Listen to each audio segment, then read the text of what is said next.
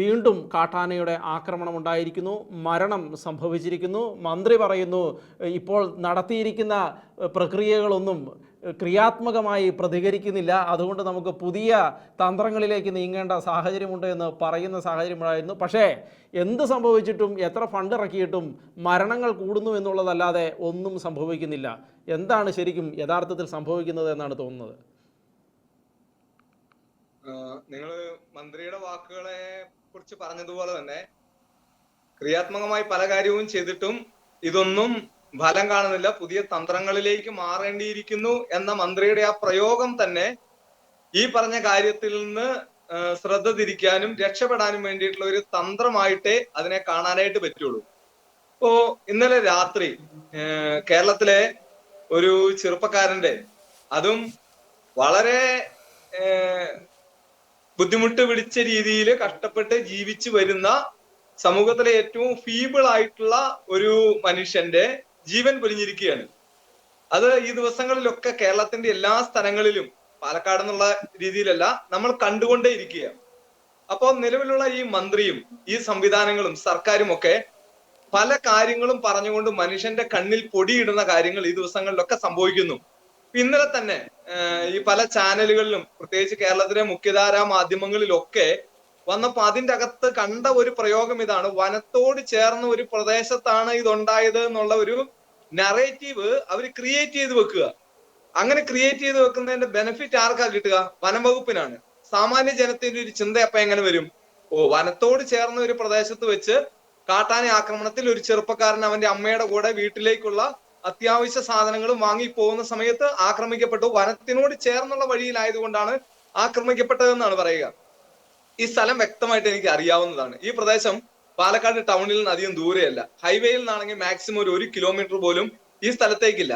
ഈ പറയുന്ന പ്രദേശത്ത് ഒരു വനമേ ഇല്ല എന്നുള്ളതാണ് ഏറ്റവും പ്രധാനപ്പെട്ട കാര്യം. പിന്നെ എങ്ങനെയാ ഒരു നറേറ്റീവ് വരുന്ന വനത്തോട് ചേർന്ന പ്രദേശത്ത് വെച്ചിട്ടാണ് ആക്രമിക്കപ്പെട്ടതെന്ന് പറയുന്ന ഒരു നറേറ്റീവ് ഉണ്ടാകുന്നത്? എന്താ ഇത്? ആളുകൾക്ക് പട്ടയം കൊടുക്കുവാൻ വേണ്ടി, കൃഷിക്ക് സ്ഥലം കൊടുക്കുവാൻ വേണ്ടി ഗവൺമെന്റ് റവന്യൂ ഡിപ്പാർട്ട്മെന്റിനെ ഏൽപ്പിച്ചതാണ് ഈ സ്ഥലമൊക്കെ വെസ്റ്റ് ചെയ്യാൻ വേണ്ടി. അന്ന് ഈ റവന്യൂ ഡിപ്പാർട്ട്മെന്റിൽ ആവശ്യത്തിന് ഉദ്യോഗസ്ഥന്മാരില്ലാതിരുന്നുകൊണ്ട് അന്ന് ഫ്രീ ആയിരുന്ന ഫോറസ്റ്റുകാരെയാണ് ഈ വെസ്റ്റിംഗ് ഏൽപ്പിച്ചത്. അത് വെസ്റ്റ് ചെയ്ത് ഫോറസ്റ്റ് ആക്കാൻ വേണ്ടിയിട്ടല്ല. അതിന് വെസ്റ്റഡ് ഫോറസ്റ്റ് എന്ന് പറയുന്ന പേരുണ്ടെങ്കിൽ പോലും ആ വെസ്റ്റിംഗ് ഫോറസ്റ്റ് ആക്കാൻ വേണ്ടിയിട്ടില്ല. 1971 private forest vesting and assignment act പ്രകാരം അന്ന് വെസ്റ്റ് ചെയ്തതൊക്കെ കൃഷിക്കും ഇല്ലെങ്കിൽ ഫാമിനും മറ്റേ പുതിയ കാര്യങ്ങൾക്കും ഗ്രോ മോർ ഫുഡിന് വേണ്ടി കൊടുക്കാൻ വേണ്ടിയിട്ടാണ്, ഒരിക്കലും ഫോറസ്റ്റ് ആക്കാൻ വേണ്ടിയല്ല. അങ്ങനെ ഫോറസ്റ്റ് ഡിപ്പാർട്ട്മെന്റ് വെസ്റ്റ് ചെയ്തിട്ട് എന്നാൽ കൃഷി വകുപ്പിനോ ഇല്ലെങ്കിൽ റവന്യൂ വകുപ്പിനോ കൈമാറാതെ ഈ ഫോറസ്റ്റിന്റെ കയ്യിൽ കിടക്കുന്ന വെസ്റ്റഡ് ഭൂമിയാണ് ഇതിന്റെ ചുറ്റുവട്ടമുള്ള സ്ഥലങ്ങളിലൊക്കെ. അത് ഫോറസ്റ്റ് അല്ല, ഒരു രീതിയിലും അത് ഫോറസ്റ്റ് അല്ല. നേരത്തെ അത് ഫോറസ്റ്റ് ആയിരുന്നില്ല, ഈ കാലഘട്ടത്തിലും അത് ഫോറസ്റ്റ്. അത് റവന്യൂ ഡിപ്പാർട്ട്മെന്റിന് ഉത്തരവാദിത്തപ്പെട്ട സാധാരണ ഇവിടുത്തെ ഏറ്റവും സാധാരണ കർഷകർക്ക് കൊടുക്കാൻ വേണ്ടി നീക്കി വെച്ചിരിക്കുന്ന ഭൂമിയാണ്. അങ്ങനെയുള്ള സ്ഥലമാണ് ഇതിന്റെ ചുറ്റുവട്ടമുള്ളത്. അങ്ങനെയുള്ള ഒരു സ്ഥലത്ത് വെച്ചിട്ടാണ് ഈ കാട്ടാനയുടെ ആക്രമണം ഉണ്ടാകുക. അപ്പൊ അതുകൊണ്ട് ഇവിടുത്തെ മുഖ്യധാര മാധ്യമങ്ങളൊക്കെ ഒരു നരേറ്റീവ് ഇന്നലെ രാത്രി മുതൽ ക്രിയേറ്റ് ചെയ്തു, വനത്തിനോട് ചേർന്ന ഭാഗമാണ് എന്ന്. അത് കേൾക്കുന്നവന്റെ മനസ്സിൽ പെട്ടെന്ന് എന്താ, വനത്തിനോട് ചേർന്ന ഭാഗത്ത് പോയത് കൊണ്ട് ആക്രമിക്കപ്പെട്ടു എന്നുള്ള ഒരു ധാരണയിലേക്ക് വരിക.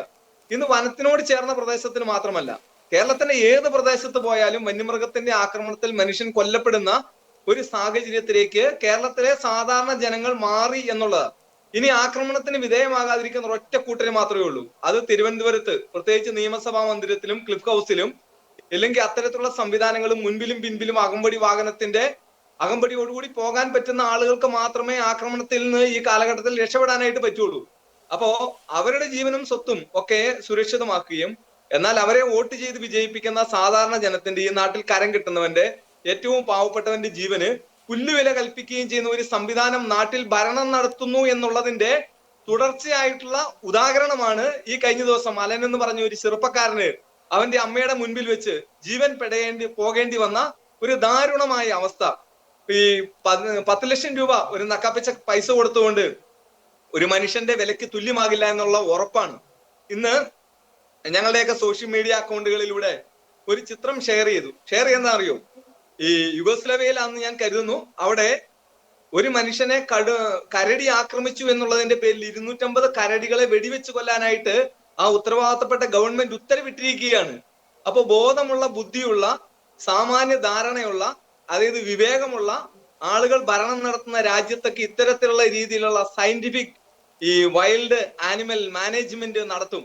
നമുക്ക് കേരളത്തിൽ കുറെ കാലമായി അത് പറഞ്ഞുകൊണ്ടിരിക്കുന്നു. കർഷക സംഘടനകളും സാധാരണ ആളുകളും ഒക്കെ പറഞ്ഞുകൊണ്ടിരിക്കുന്നു. ഇപ്പോ ഏറ്റവും സാധാരണമായ ആളുകൾ വരെ അത് പറയുന്നു. പക്ഷെ അവിടെയൊക്കെ എന്താ ചെയ്യുന്നത്?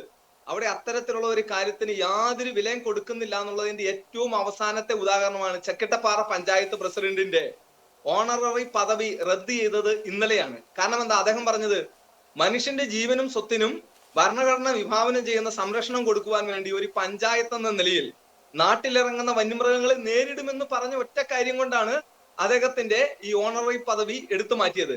ആ ഓണററി പദവി എടുത്തു മാറ്റുകയും ഇന്ന് അലൻ മരിക്കുമ്പോ അലന്റെ ദുഃഖത്തിൽ കണ്ണീരുണ്ട് എന്ന് പറഞ്ഞ് അവിടെ ഹർത്താൽ പ്രഖ്യാപിക്കുവാനായിട്ട് നടപടി സ്വീകരിക്കുകയും ചെയ്യുന്ന ഒരു സംവിധാനം, ഇല്ലെങ്കിൽ അങ്ങനത്തെ ഒരു ഭരണകൂടം, അങ്ങനത്തെ ഒരു കക്ഷി ഭരിക്കുന്ന ഒരു നാട്ടില് മനുഷ്യന് നീതി കിട്ടുമെന്ന് യാതൊരു രീതിയിലും ചിന്തിക്കാൻ കഴിയാത്ത രീതിയിലേക്ക് ഈ ഓരോ മരണങ്ങളും നമ്മളെ ഓർമ്മിപ്പിക്കുന്നു എന്നുള്ളതാണ്. ഓരോ മരണം ഉണ്ടാകുമ്പോൾ നമ്മൾ ഇതേപോലെ പല ചർച്ചകളും നടത്തും, നമ്മൾ ഇതേപോലെ കാര്യങ്ങളും പറയും. അപ്പോ ഈ ചർച്ച നടത്തുന്നു എന്നൊക്കെ ഉള്ളത് കൊണ്ട് ഒരു കാര്യം ഉറപ്പാണ്. എന്താണ്? ഈ ഭരണകൂടം എന്ന് പറയുന്നത് നിരന്തരം പരാജയമാണെന്ന് ഇടയ്ക്കിടയ്ക്ക് ഈ മനുഷ്യരെ വോട്ട് ചെയ്ത ആളുകളെ ഓർമ്മിപ്പിക്കാൻ വേണ്ടിയിട്ട് ഇത്തരം ചർച്ചകളൊക്കെ ഒരു ഗുണകരമാകും എന്നാണ് ഞാൻ കരുതുന്നത്.